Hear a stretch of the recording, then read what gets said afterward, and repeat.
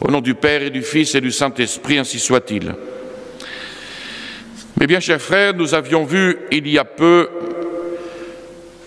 que notre Seigneur Jésus-Christ, dans l'humilité de son berceau, dès le début de sa vie mortelle, apparaissait comme un signe de contradiction.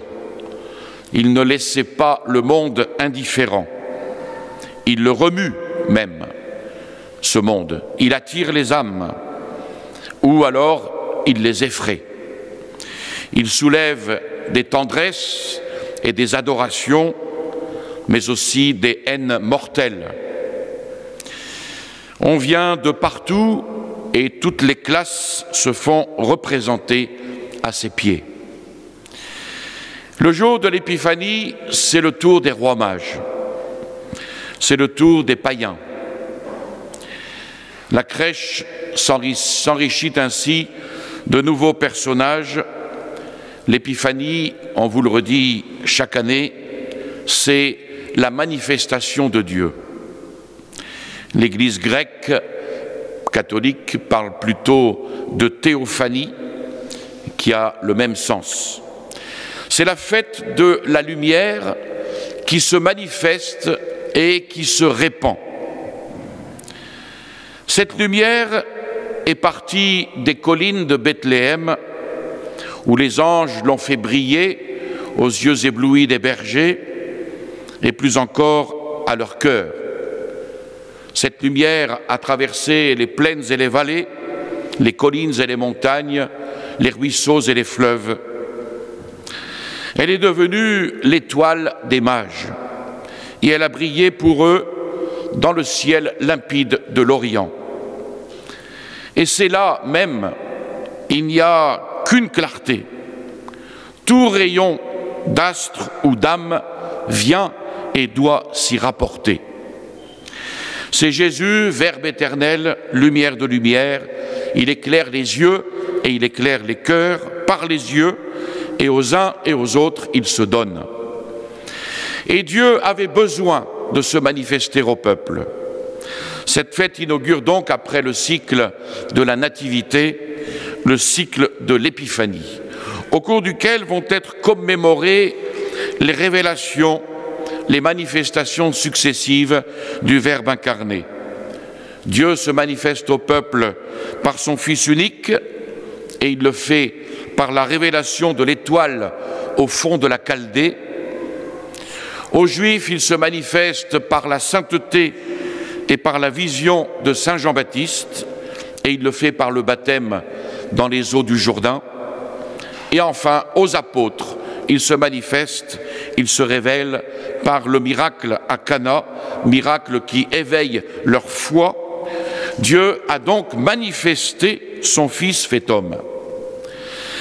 L'Épiphanie est donc bien la manifestation de la majesté divine par-delà l'enveloppe de la chair. Il manifesta sa gloire, dit saint Jean. Et une fois passée, cette manifestation serait-elle un fait dont il n'est plus question, comme le Christ manifeste hommage par l'étoile, aux Juifs par l'écriture, il parle à chacun selon son genre d'esprit. Il se manifeste en tous les cas toujours par son Église, il se manifeste par la doctrine qui luit comme l'étoile. Et toutes les doctrines dans ce monde, nous le savons, toutes les doctrines autres que la doctrine révélée, toutes ces doctrines dans le monde s'éveillent et disparaissent. Toutes ont leurs défauts. Il n'y a que cette doctrine qui demeure éternellement. Et notre Seigneur Jésus-Christ rayonne par les saints qui vont frapper les yeux du monde et qui vont le convaincre de pécher. Il se manifeste par les vertus dont il est le soleil et qui ne sont que ses rayons. Au fond de toute question, c'est Jésus de Nazareth qui est en cause. C'est pour lui que se livrent les grands et décisifs combats. Et Dieu manifeste toujours son Fils. Alors nous, vivons donc tournés vers lui et agissons comme les mages. Allons jusqu'où l'on voit. C'était un premier point, cette manifestation. Un deuxième point, c'est qu'aujourd'hui même, et durant toute la semaine qui succède à cette fête de l'Épiphanie, c'est sur l'étoile que l'Église attache ses regards, la vision de la lumière attachée à la foi des mages. Dieu s'est manifesté par une étoile merveilleuse. Le prophète Isaïe avait dit « Lève-toi, Jérusalem, sois illuminée, la gloire du Seigneur s'est levée sur toi, des fils sont venus de loin et des filles se lèvent à tes côtés. » Et l'on répétait entre juifs ces prophétiques augures d'Isaïe.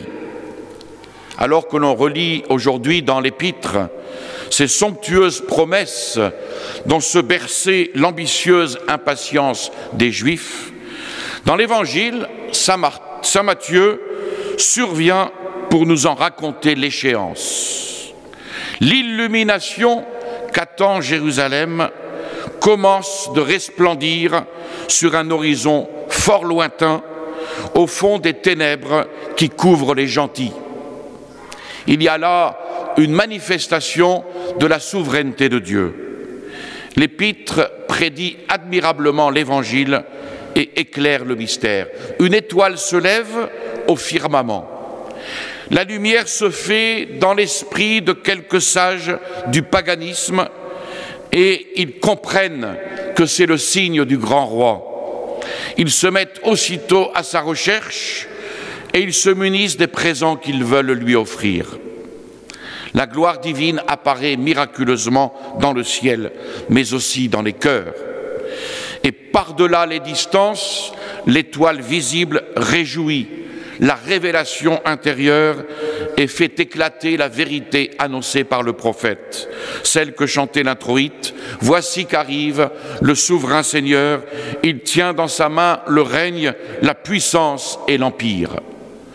Alors, approfondissons un petit peu ce mystère de l'étoile.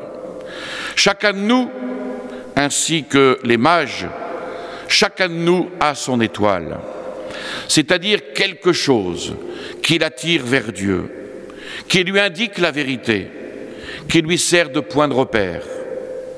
Notre âme n'aurait donc qu'à suivre cette étoile.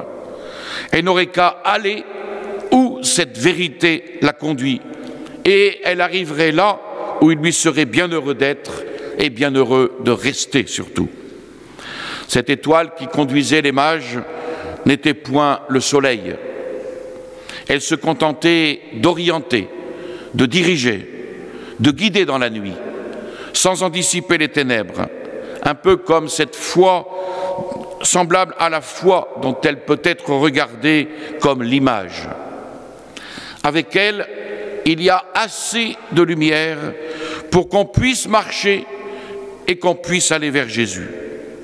Et cette étoile détermine la vocation des mages, représentant du reste des hommes, et l'étoile guide cette vocation. Elle leur apprend qu'il faut connaître, qu'il faut reconnaître et qu'il faut suivre Jésus-Christ. Elle les conduit vers lui. Alors si nous allions, nous, comme les mages, dans la direction de cette petite lumière, si nous suivions bien simplement le chemin où elle nous conduit, oh, comme nous irions très loin. Tout ne sera point facile. Déjà pour les mages, l'épreuve fut rude, la tentation cruelle, lorsqu'aux approches de Jérusalem, l'étoile disparaît à leurs yeux. Et il en va ainsi dans bien de nos vies spirituelles. Une éclipse se produit parfois. Au début, l'âme a vu, l'âme a compris. Et alors, elle est venue courageusement, généreusement. Elle s'est mise en marche et à l'œuvre. Et tout d'abord, par cette impulsion, tout semblait très facile. L'âme se donnait avec joie, avec ardeur, avec élan. Mais, comme pour les rois mages, l'épreuve douloureuse, parfois terrible, vient éprouver la fidélité et l'amour. L'étoile, guide puissant, et apparente conductrice, cette étoile se cache complètement et laisse un jour la pauvre âme dans l'obscurité, seule, comme abandonnée dans les ténèbres de la nuit. Comment donc continuer la route? Et découragé, rien ne dit plus rien à cette âme. Le chemin semble long, le chemin semble difficile, enveloppé de dangers, de doutes, d'épreuves, de ténèbres épaisses. Eh bien là, comme les rois mages, à nous de demeurer fidèles, confiants, et l'étoile reparaîtra pour nous conduire au port. Comme pour les mages donc, l'étoile peut disparaître un instant. De là, une certaine inquiétude. On en vient même à penser, mais suis-je là où Dieu me veut? On songe alors à une vie meilleure, où l'on croit devoir être. Alors il ne faut pas s'effrayer, on peut sentir intérieurement une inquiétude, notre cœur peut même tomber dans quelques grandes faiblesses. Il faut laisser tout cela. L'étoile ne se dérobe que pour un moment. Restons fidèles et elle réapparaîtra à nos yeux pour nous éclairer. Et il suffira aussi de faire effort sur nous-mêmes et l'on sentira une force qui nous soutiendra. À quoi bon chercher des consolations? Ne vaut-il pas mieux se dire, si peu consolé que je sois, et bien que je n'éprouve aucune joie, que tout soit triste autour de moi, je préfère encore être là où est la volonté de Dieu. Et quand on se dit cela, non pas par fatalisme, mais mu par l'abandon à la volonté de Dieu, on éprouve souvent une certaine paix. Et c'est dans cette paix, c'est de cette paix, soyez-en certains, que naît bien souvent le courage d'aller jusqu'au bout que Dieu nous a fixé. Et puis cette étoile s'arrête sur un lieu, sur le lieu où est l'enfant, dans une étable obscure. On imagine sans peine la surprise des rois mages. Tant de fatigue pour ces hommes âgés, tant de difficultés. Eux, des savants, des grands, des hommes respectés, ayant tout quitté, royaume, palais, et les voilà dans un gîte de bêtes. Le but que nous avons poursuivi n'était-il pas insensé? Dans ce gîte de bêtes désigné par l'étoile, que trouve-t-il? Il trouve, comme dit saint Ignace, un petit pauvre, une pauvre femme et des animaux. Voilà ce qu'il y a. Un petit enfant, loin, très loin de ce Dieu dont ils lisent l'existence dans le ciel, qu'ils étudient et dont le nom est écrit là-haut avec des mondes innombrables. Ils auraient pu dire « Quel Dieu rétréci, quel Dieu rapetissé !» Eh bien non, ils ne s'arrêtent pas à cette pensée, à cette tentation, mais quand même pour les mages, en eux-mêmes, se livrent quand même un combat. Et dans cette étable, comme plus tard sur le calvaire, voilà le roi des Juifs. Et il a fallu aux mages l'intelligence des choses. L'amour avait mis en leur cœur la confiance et la foi. L'amour leur expliquait tout. Les mages ont compris que l'amour de Dieu est la cause de l'incarnation comme de la rédemption, et alors ils se sont inclinés, confondus, anéantis, abîmés devant cet amour. Voilà le mouvement des cœurs droits et fidèles. Alors, que de leçons à tirer de ce que nous dit cet enfant de la crèche et que les mages ont compris? Cet enfant, il est humble, et nous sommes orgueilleux, vaniteux. Cet enfant, il est petit, et nous avons horreur de ce qui est petit. Cet enfant, il est obéissant jusqu'à la mort, et nous. Il souffre, et la souffrance nous répugne. Nous recherchons des honneurs, des louanges, et lui. Les mages ont tout de suite compris.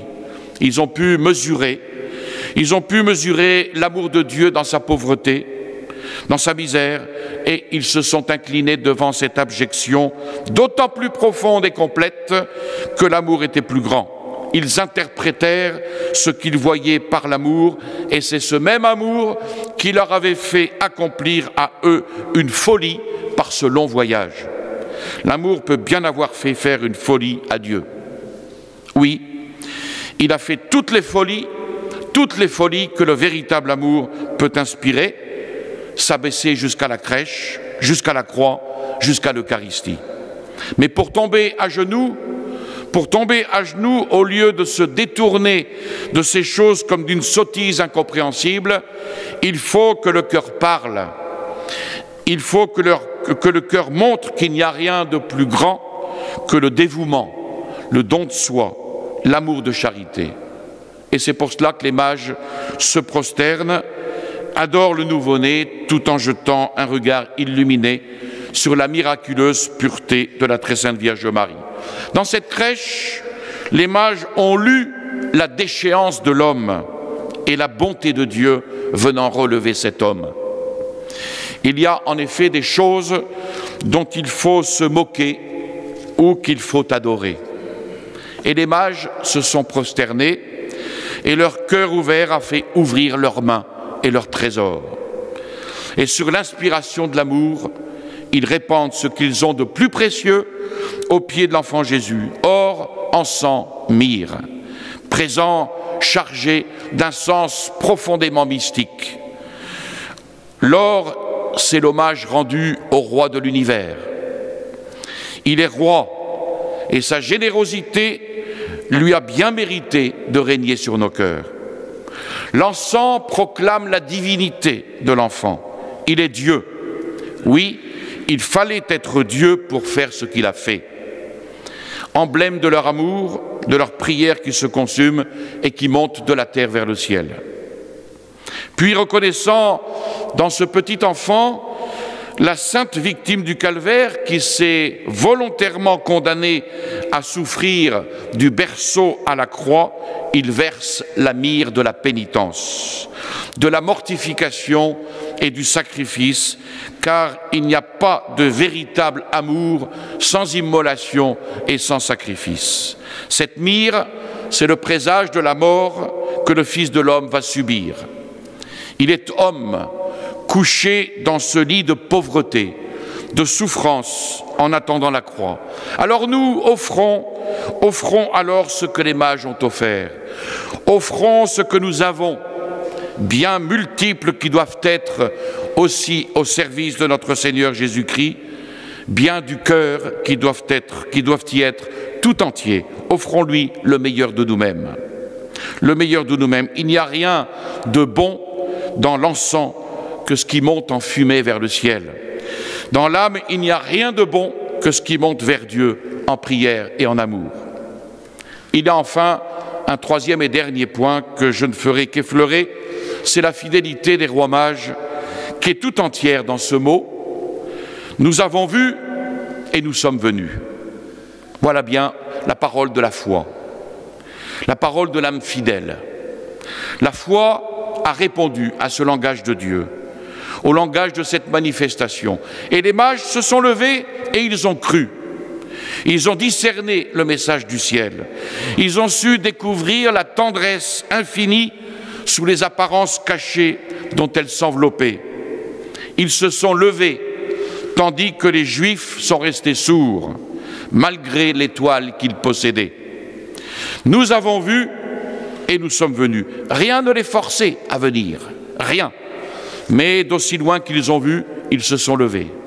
La foi est lumière pour l'intelligence, elle est aussi don de Dieu. Et il suffit à l'âme de voir, et elle vient, avec promptitude, disposition simple, empressement du cœur. Voilà la parole de l'âme chrétienne. Nous avons vu et nous sommes venus. Nous sommes venus tout entiers avec ce que nous avons, avec tout ce que nous sommes. Il nous a suffi de voir et nous sommes venus. Encore une fois, à Jérusalem, de savants docteurs juifs avaient en main toutes les Écritures. Ils les connaissaient parfaitement et ils avaient au surplus la grâce pour en saisir et comprendre le sens qu'ils expliquaient autour d'eux, indiquant même la date précise et le lieu de la naissance du Sauveur. Ils ont renseigné les mages sans se déranger en rien, sans quitter leurs affaires, leurs plaisirs, dans une indifférence totale.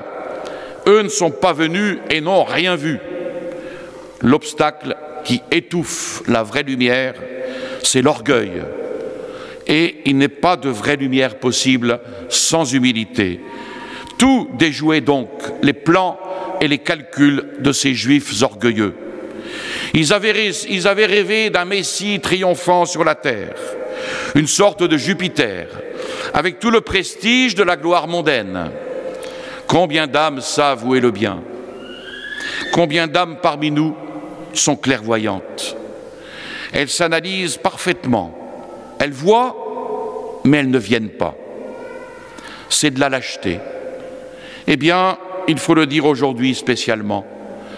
La lâcheté unie à la clairvoyance est quelque chose qui nous condamnera devant Dieu. La conscience est aussi une étoile. Certains instincts du bien éloignent du mal. On se plaint parfois de ne pas voir assez, mais plus on ira, plus on verra. Mais faudra-t-il encore agir? Notre Seigneur nous l'enseigne. Quiconque ne porte pas sa croix et ne marche pas à ma suite ne peut être mon disciple. Où est notre Seigneur? Il est dans la vérité, dans la bonté, dans l'humilité, dans le sacrifice pratiqué, ainsi soit-il. Au nom du Père et du Fils et du Saint-Esprit, ainsi soit-il.